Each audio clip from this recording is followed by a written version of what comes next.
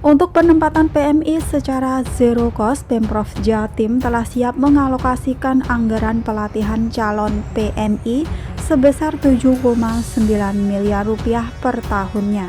Dan diperkirakan selama 6 bulan ke depan pengiriman pekerja migran belum bisa dilakukan. Assalamualaikum warahmatullahi wabarakatuh. Halo sahabat dunia BMI, welcome back to my channel.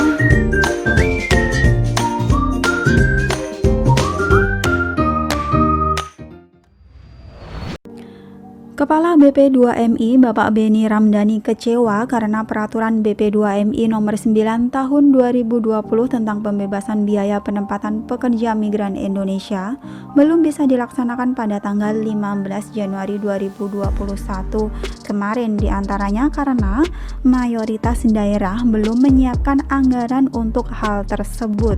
Meskipun peraturan tersebut telah ditegaskan sejak tanggal 25 Agustus 2020 lalu.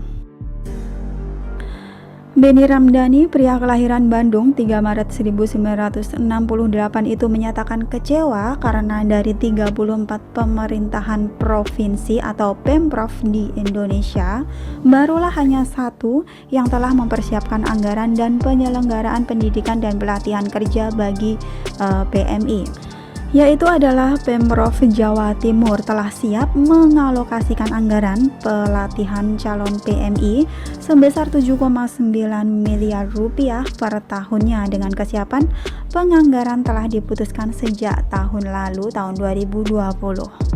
Jadi guys, untuk saat ini untuk peraturan zero cost ini hanya Jawa Timur ya yang udah siap untuk memberikan anggaran bagi penempatan PMI, dimana kalau zero cost ini diberlakukan maka PMI tidak boleh lagi dibebankan biaya penempatan. Biaya penempatan akan ditanggung oleh majikan dan juga pemerintah Indonesia.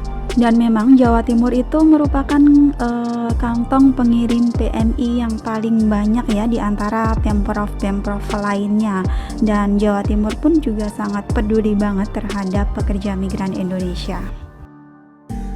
Sekali lagi tentu dalam hal ini saya bersyukur, hormat dan terima kasih kepada Ibu Khofifah, Gubernur Jawa Timur dan pemerintah daerah beserta DPR yang telah berani mengambil keputusan politik anggaran dengan mengalokasikan 7,9 miliar untuk tahun ini.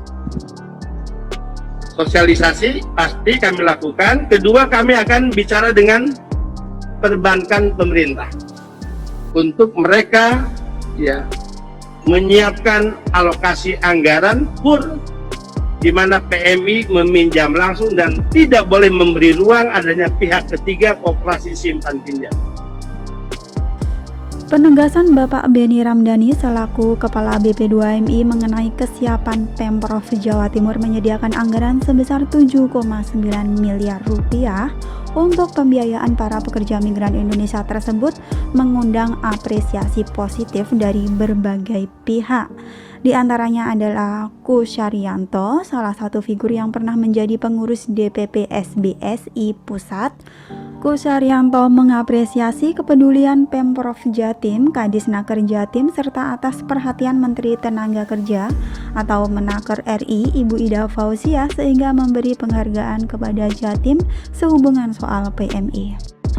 Jadi emang nggak diragukan lagi kalau Jawa Timur itu memiliki kepedulian yang sangat tinggi terhadap PMI, di mana tahun lalu pun juga Jawa Timur ini mendapatkan penghargaan di Migran Day kemarin sebagai provinsi yang paling peduli terhadap PMI di acara Indonesia Migrant Worker Award 2020.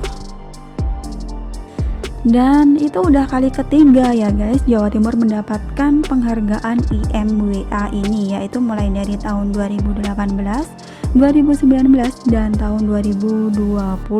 Jadi 3 tahun berturut-turut Jawa Timur mendapatkan penghargaan Pemprov paling peduli terhadap PMI di acara Indonesia Migrant Worker Award.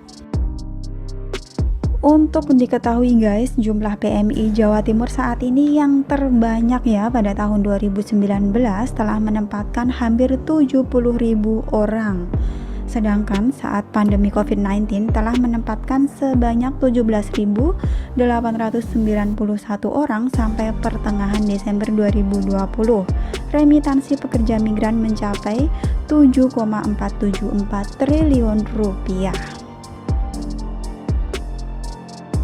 Pada kesempatan terpisah, R. Karso, pemerhati masalah sosial, menyebutkan terlepas dengan segala kekurangan dan kelebihan soal pekerja migran Indonesia, itu tak bisa dipungkiri bahwa juga ada andil dari perusahaan yang dulu bernama Pengarah Jasa Tenaga Kerja Indonesia atau PJTKI yang sempat berubah nama menjadi PPTKIS dan kini berubah nama menjadi Perusahaan Penempatan Pekerja Migran Indonesia atau P3MI, atau kalau bahasa kita itu PT ya guys. Dan untuk itu pihaknya berharap agar seluruh pemerintah provinsi atau Pemprov maupun pemerintah kabupaten dan pemerintah kota agar segera mencontoh Jawa Timur untuk menyiapkan dana tersebut untuk membackup para PMI dan calon PMI yang merupakan pahlawan devisa agar para PMI lebih terlindungi dan agar para perusahaan atau P3MI bisa melaksanakan proses pengiriman PMI. Dan sangat diharapkan juga ya guys untuk PT atau P3MI ini untuk selanjutnya tidak ada kasus lagi seperti pungutan liar terhadap CPMI. Next info guys, diperkirakan hingga 6 bulan ke depan pengiriman pekerja migran Indonesia belum bisa dilakukan. Ini kabar yang sangat menyedihkan sekali ya guys buat CPMI, dimana ya karena pandemi COVID-19 ya membuat sejumlah negara kembali melakukan karantina wilayah dan menutup perbatasan yang berimbas pada pekerja migran Indonesia. Beberapa negara bahkan harus menutup akses perbatasan selama 6 bulan ke depan hingga berdampak pada PMI.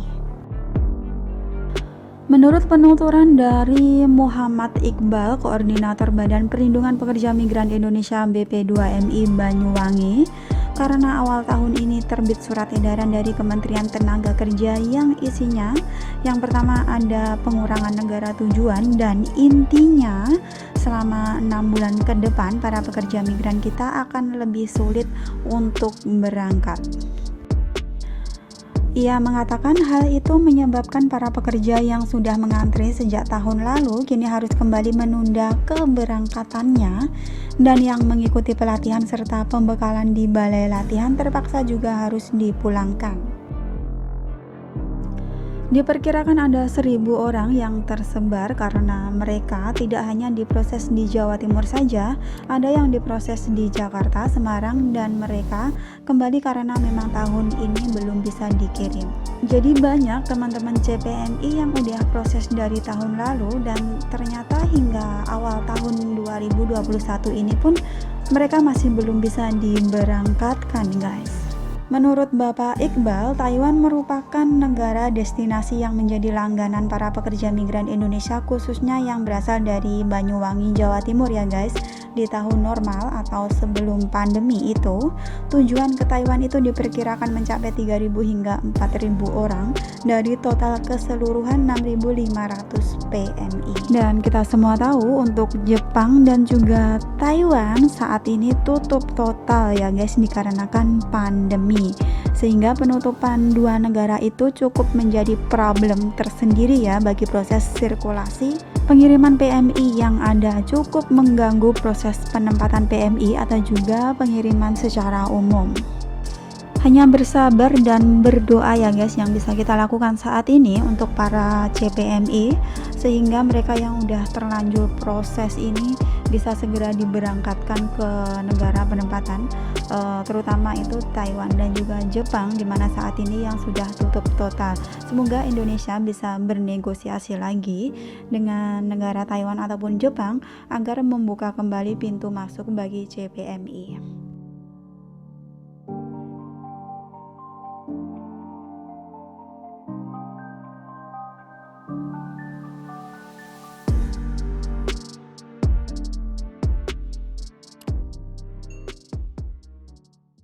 Thanks for watching and see you next video. Wassalamualaikum warahmatullahi wabarakatuh. Bye bye.